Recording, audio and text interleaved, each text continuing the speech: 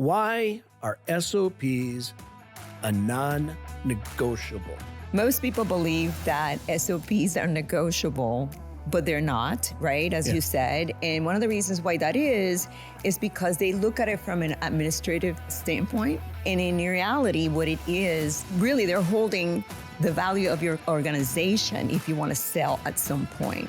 Nobody's going to buy your business if they don't have any roadmap as to how to run it.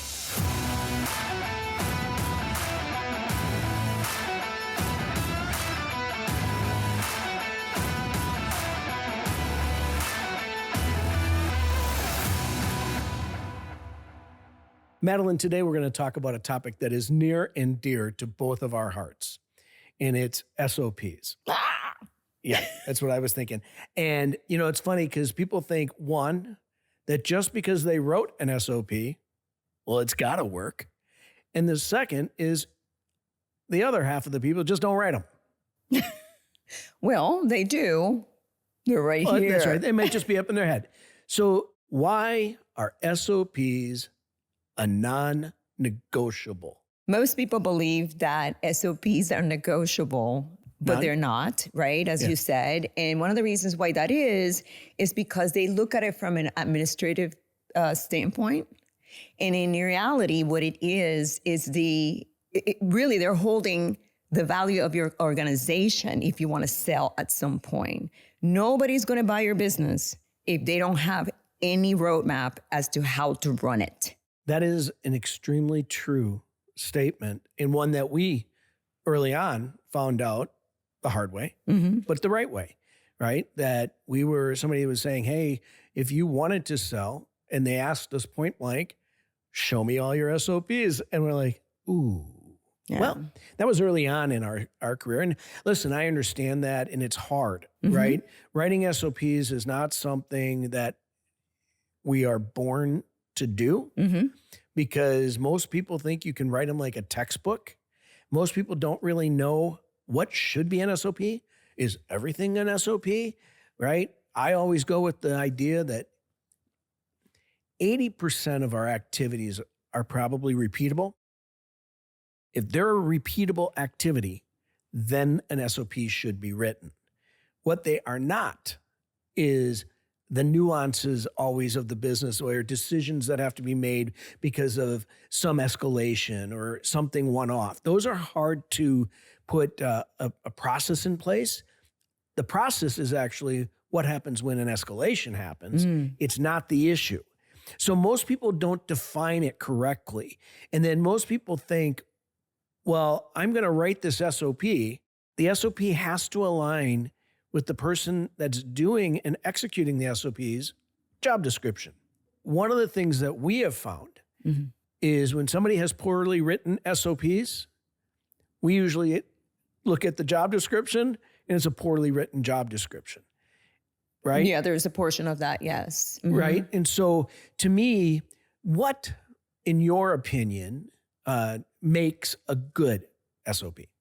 Well, a good SOP is when the actual activities, as you said, is repeatable, is worth writing SOPs for. First of all, understand that the reason why they're non-negotiable is because they also remove the chaos from execution.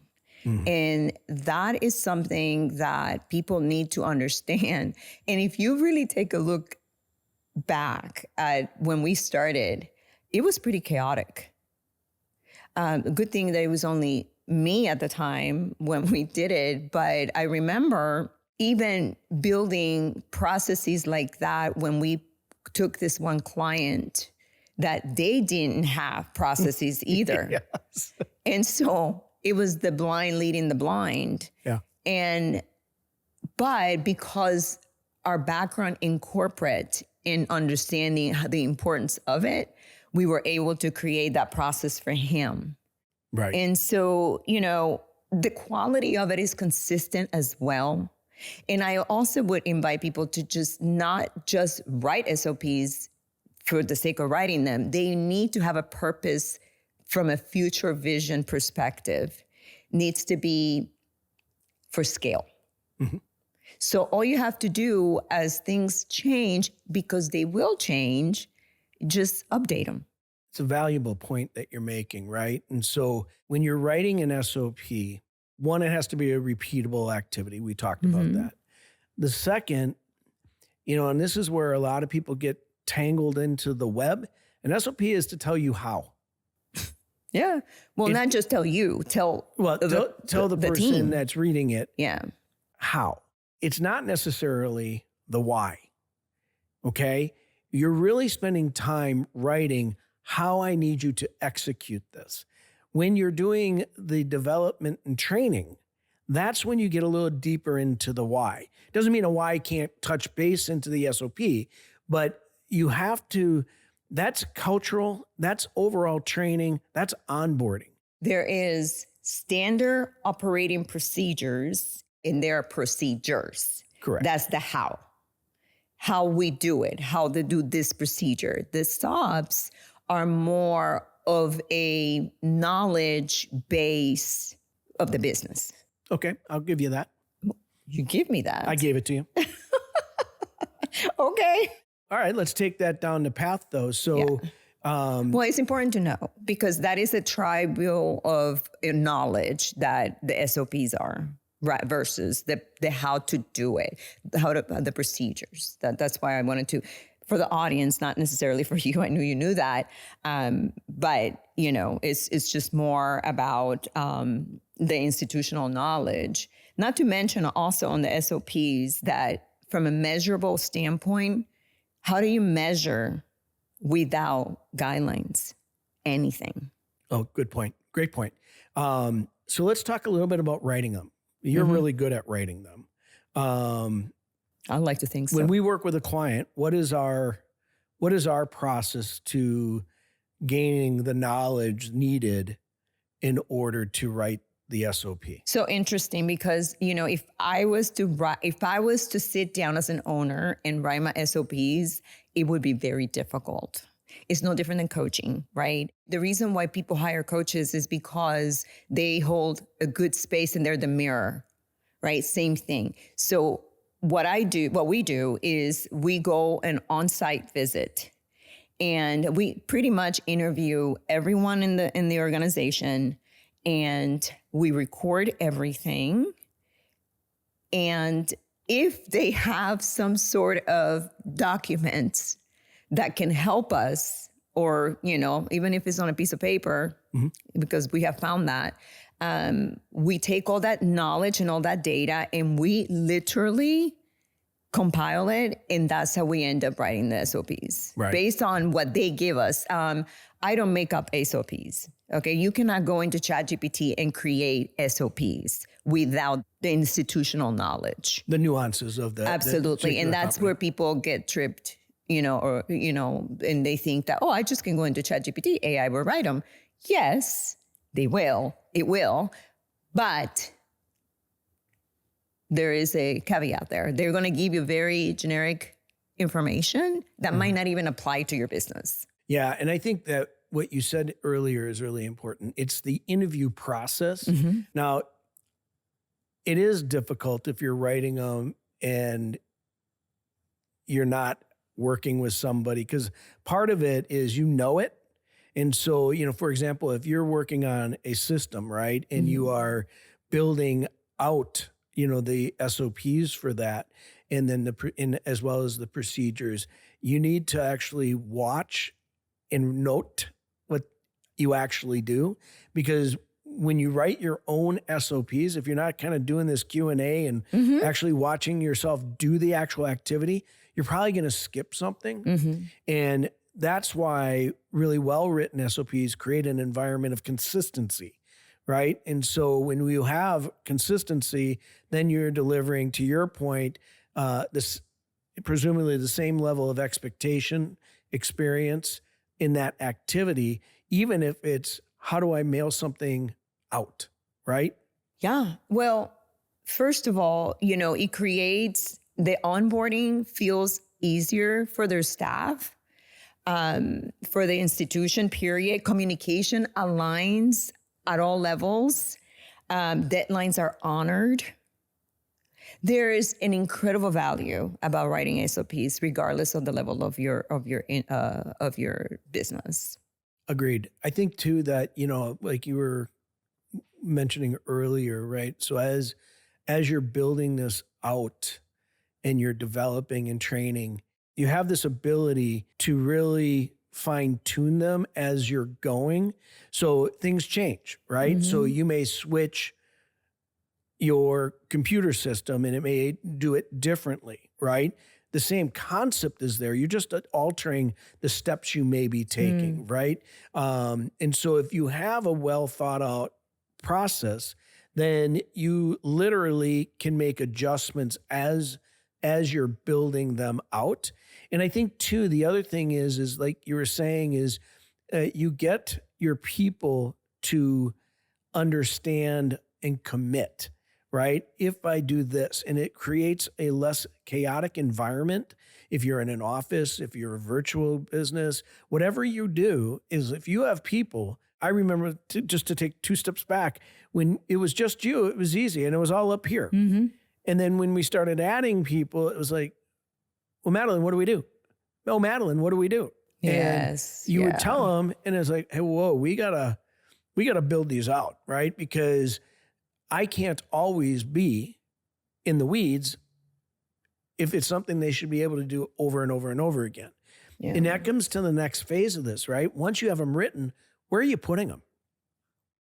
Well, before you put it, understand that also what this allows you to do is profitability. Okay, so when you have your team rowing one direction at the same time, guess what's going to happen? Less mistakes, standards are clear. Therefore, guess what? Profitability increases. So, and not to mention the culture shift that happens with your staff not having to go and ask you every single time when you're busy. Right. So it creates an environment of empowerment from a leadership standpoint, because now they feel empowered that all they have to do is just click of a button.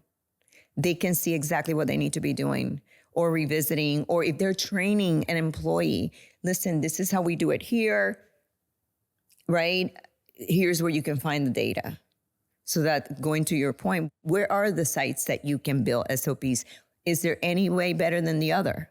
Is there? I think it depends a little bit on the maturity of your business, how big it is and what you do. But conceptually, the idea is the same, right? Whether you put everything in a Google Drive and in folders that identifies that they all have access to. What we did is we used an intranet site, and we broke that out into an overall, but then different roles and different functions, et cetera. And that's another way of doing it. If technology goes bad, you still need to have a binder full of your standard operating procedures, right? Yes. So I just threw a little of our contingency. When your contingency plan isn't 100%, where do they find data, right? So you don't necessarily want a lot of paper all over your office or your work environment, but there needs to be a place they can go. But to me, it should be 3 binders that you have when you digitalize your SOPs, in my opinion. 1 is your SOPs, your procedures, and your HR. Those 3 should be on a binder as well, and just in case the system goes down and nobody has access to. I remember when COVID hit. Do you remember when we couldn't hire people fast enough? yes. And thank goodness that we had the intranet already with videos on there where people can go and train themselves, onboard themselves, because we were so busy 12 hours a day that we couldn't train anybody at the same time. And we had those. And while that wasn't a perfect scenario, it really helped us at least get them the knowledge that they needed in order for them to do the job. No, absolutely. And that's part, a great point though, is that literally what we did is we took our system and we did a screen recording of everything that they do on the system. And then if there were other things that they used, we had information that was state specific. We had literally how to clock in, right, for the day. And then within that intranet site, we actually had a place where they could go and do it. But we had it all detailed out. So, and they all had access to it, and it's, certainly there are certain things from an HR perspective that not everybody needs to see, right? So you're going to permissions set aside, right? Sure. But it's important to have it so they have it readily available in today's age. Listen, there's nothing easier than bookmarking your intranet and just having it there. And if they have a question, and it's even easier if they are in very specific job description roles, because you kind of know what SOPs and procedures and things should fall underneath their realm. So to me, writing them is one thing, putting them in a space where nobody can find them is just a waste of time. Yeah, that brings me to another critical piece of SOPs. SOPs are not worth the paper they're written on if there's not a rollout process of integration. And it's a 30-day process. It's not just one day. You have to have a rollout. And what I would say that I would have the operations manager build it alongside if you don't have one and you're starting from scratch, because that allows them to take ownership and be able to train the incomings. So the rollout, the integration piece, it is the most important, because then you can write SOPs all day long. But if there's no way that you can integrate them into the process and they can see and touch and feel, it's nothing. It's just wasted time and money. Yeah, and I think you're onto something there as well. And I think engaging, if you have staff for it. So let's say you've been in business for a while and you have staff, they've been doing this, but if they may know a trick or two that they've been doing that needs to be looked at and say, oh, maybe that's a better way of doing it. Maybe it's more efficient. Maybe it creates a better environment. Engaging people that actually do the work is equally as important to understand when you're data capturing, right? It doesn't necessarily mean they're going to be the ones that actually are right there drafting it. However, they should be the ones as you're rolling it out. And I love that idea of rolling it out, but giving them time to give feedback, right? Because again, your job here is to help them do the work you need them to do the most efficient and effective way. Yeah. And sometimes people won't speak up, but then they'll say, well, that's not how I do it. Well, let's find that out, because you're going to either have to A, get them to change, or B, maybe it is a better way to do it. Yeah, and there is a powerful thing when it comes to selling and transferring a workflow. The subs are the workflow of your business. Right. So nobody wants to buy a business without a workflow. That's how critical it is from a selling standpoint as well. So I wanted to throw that out there too. And who are those people that should have SOPs? Everybody. Agree. Solopreneurs. Yep. Entrepreneurs. Any kind of business that needs a workflow, and you are collecting money from customers and you have customers and employees even, but even the solopreneurs, they should have one. Well, and the thing is really what you're saying is you never know what's going to happen tomorrow. And so what if that employee doesn't show up? What if, your business partner just says, you know what, I'm out, right? But they have all the knowledge, right? Then nobody knows. So, and to your point, if you're looking at scaling and ultimately for acquisition, or maybe you're in the franchise space, right? Or you're hoping to be in a franchise space, you need to have SOPs written so that you can prove your model has the ability to be duplicated. So great points. Great points. What do you think about building SOPs on ChatGPT? I think as a tool to assist, I think it's fine. But you have to feed it the right information, right? So really, I think a chat or one of the other models, I think it can aid you in building structure from a standpoint of how it looks, it's consistent. The framework. And you build onto it. But remember, these are your company's SOPs. Yeah. You may run a business that is the same. You may have an ice cream shop here and somebody else may have an ice cream shop over here. Right. And you may run totally different. Absolutely. Without giving it the right intel, any AI model isn't going to be able to tell you what's different between yours and theirs. So what that means is that regardless of using ChatGPT or not, you still have to feed it the knowledge. Yep. You know, what it does cut the time that it takes to do it from a standpoint of framework, because most people don't know how to start to write SOPs. Yeah. It's not easy. Nope. You know, and so I'm glad that I am the queen of SOPs. So just thought I'd throw that out there. But yeah, I love SOPs. I really do. I mean, from an operational standpoint, it is probably one of the most rewarding things you can do for yourself as a business. Couldn't agree more.